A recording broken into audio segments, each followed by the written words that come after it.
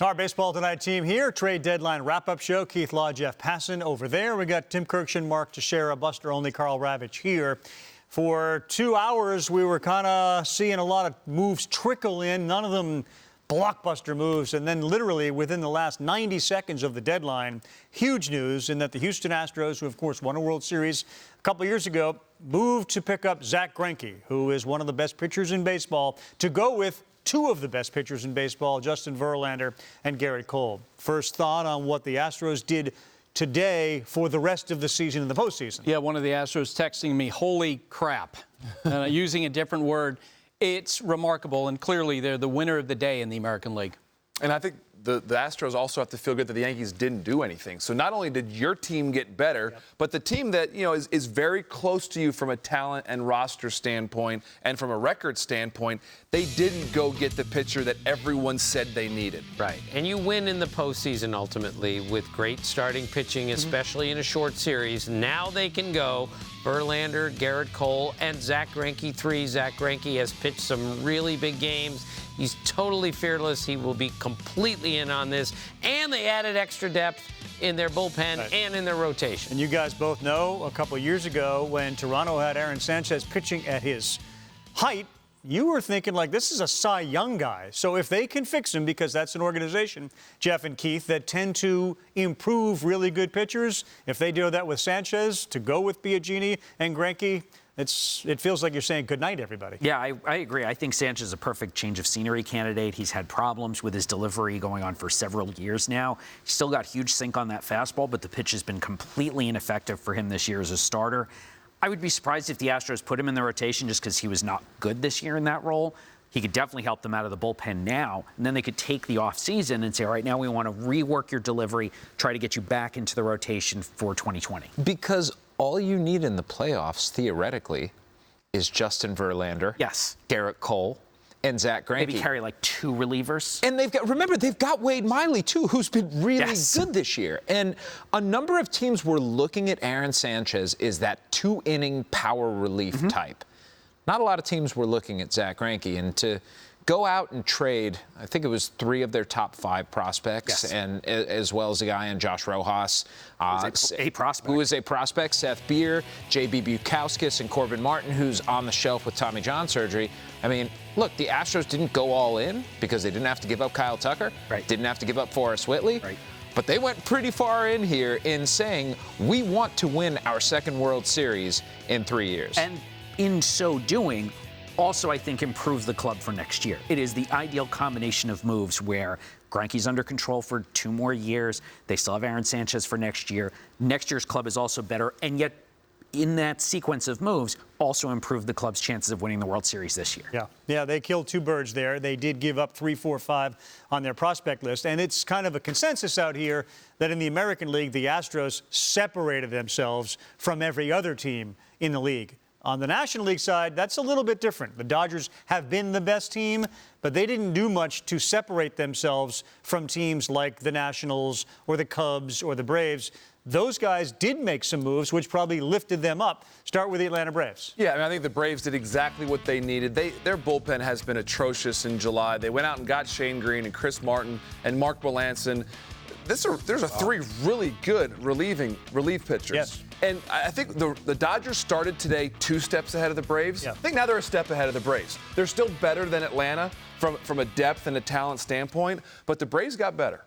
I love what the Braves did today. They can really score runs. I worry about their rotation, especially with the young guys, how deep into games they can go. But now they added 3 guys that can help them get the ball to the 9th inning. And Shane Green has proved this year he's a closer on a pretty good team. Same way that Turner was kind of an X factor. You think Swanson can be an X factor coming back and just being really healthy and productive for the Braves. For the Nationals, they had some bullpen issues. It showed itself on trade deadline day in a game in which the Braves came back and won in the 10th inning. Yeah, a couple of weeks ago, I was in the Nationals clubhouse, and I had players saying to me, we'll get 2 guys before the trade deadline because Mike Rizzo, their general manager, is known to be a problem solver, and he went out today, added a couple of relievers. It increases the depth for that bullpen. That's what they absolutely needed. Remember, this is a team now, since May 24th, they have won 39 of 58 games. It's a 110-win pace for more than a third of the season. They get Daniel Hudson They get Strickland, they get Elias.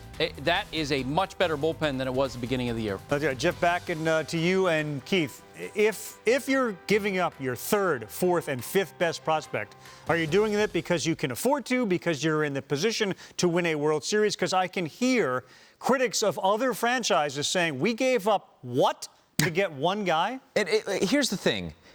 The third and fourth and fifth prospects are different in every organization. Yes. So, one team's third and fourth and fifth best may be another organization's ninth and 10th and 11th best. It all depends, though, where you are in your life cycle. I think the Astros, for example, look at themselves right now and say, our window isn't huge. We've got Justin Verlander signed for, another year beyond this. Garrett Cole's going to be a free agent. George Springer's going to hit free agency at some point soon. Carlos Correa is going to hit free agency. We've got Alex Bregman and Jose Altuve locked up, but we need to plan for the now and try to win now. And a lot of credit, I think, is owed to Jeff Luhnow and the rest of that organization for having that win-now mentality. And not to diminish the return for the Diamondbacks, because I think they did well. They did. But if you look at who the Astros gave up, Corbin Martin just had Tommy John surgery. Not going to help the Major League team probably till 2021. Josh Rojas, no place to play in Houston at this point. Seth Beer just got to Double-A, has some issues, and does not clearly have a position and may not hit left-handed pitching all that well. He has no place to play in Houston. J.B. Bukowska is probably the best of the lot. Unclear that there was going to be a rotation spot for him. Maybe the spot that would have gone to him now goes to Zack Greinke. Well, of course you want Zack Greinke in that situation, especially if you're trying to win now. Bukowska wasn't going to be in the Astros rotation immediately. So each of those four guys individually made sense for the Astros to give up, given where they are in the standings. And Bukowskis is a guy who's been shopped for a long time by the Astros. He's someone you've heard in all of their trade talks. I just wasn't expecting it to be in trade talks with Zack Greinke going back I did not see that one coming. All right, so let me ask you, Tex, and I'll give you a list of teams. Like, who's the most disappointed? Yankees, Red Sox, Rays, Twins, A's, Cardinals, Brewers, Dodgers. I think, well, number one's the Yankees, because I hear from Yankee fans every single day. They thought they were getting one or two starting pitchers. Didn't happen. I want to say that the Brewers, they needed to do something to get into this race. They didn't really do enough to get into this race. And so if I look at the St. Louis Cardinals and the Chicago Cubs, if I'm a Brewers fan, and I go, guys, they're better than we are. And we needed to get a big starting pitcher. We're not really doing much here. I think they're a little disappointed right now as well. Oh, for the Yankees, no question. I remember the year that the Yankees passed. Brian Cashman was the general manager, and they passed on Randy Johnson. And George Steinbrenner told Brian Cashman, if we lose this, if Randy Johnson beats us, I'm coming back at you. And so the rest of that year, Brian was rooting against Randy Johnson so hard. The rest of this year, he's got to hope that this rotation thing doesn't pop up in the postseason, because idiots like me in the postseason are going to grab onto that narrative if they get beaten because of that rotation. And I was certain the Dodgers would do something to help the back end of their bullpen. Maybe not a closer, but somebody, two guys to help, and that did not happen. Now, I understand the asking price for Felipe Vasquez was ridiculous. And I'm sure Andrew Friedman says, I'm not giving up that young shortstop. I'm not giving up our 2 and 3 guys either. And that's why he can be okay with that. Right. But they still did not improve themselves, and the Braves took a little step further. I would think because of the connectivity between front office and then GM is that Brian Cashman or Andrew Friedman, they're not operating in a vacuum. That they're getting messages from your ownership. We're okay with what you're doing if you're not doing anything. So the move now goes to the players and the manager. Like, this is on you now. We didn't need to do anything. And in the case of what Tim just brought up, Jeff, the Dodgers must feel like we are ready to compete for a World Series. And it's not just that, Ravi. I brought up this point, Keith, when we were talking yesterday. The argument for the Dodgers not making a move right now. The argument is that Dustin May is going to be up really soon. And Dustin May throws hard. He could be their Walker Buehler of this fall. Dustin May has a chance to be fantastic. Tony Gonsolin, another guy who's in their minor league system, who is going to come up and going to be a big part of this. Now, that's relying a lot on 2 rookies. And we can look at the Yankees the same way. They're hoping Luis Severino comes back. Probably not going to be able to get him stretched out. But if you can put him in a 2-inning, if Luis Severino's an opener for you, Yes. Looks pretty good in the postseason. And Davy Garcia is another person to keep an eye on. Yankees top prospect. He was off limits in deals. He could be someone who joins. So I understand that the sky is falling in New York and Los Angeles right now, and the feeling of Dodgers and Yankees fans that we're frothing at the mouth to get something done. But let's step back for a second here. These are still two really, really good teams, and teams that have a pretty big gap between them and those below them. And honestly, I don't think the gap between the Dodgers and the Braves was narrowed to the point that the Dodgers are going to go into a series not as favorites. I agree. And I think from the Dodgers' perspective, if I was sitting in their front office, I'm imagining Andrew Friedman saying, we're going to the playoffs.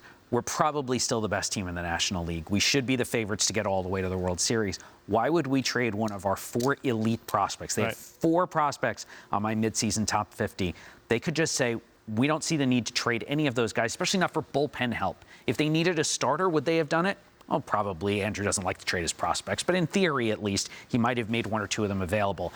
There was no reason for them to do that, to go get relief help, given where they are in the standings. From a defending World Series champion perspective, Dave Dombrowski said, in effect, because we weren't really going to win the American League East, we weren't going to make a move.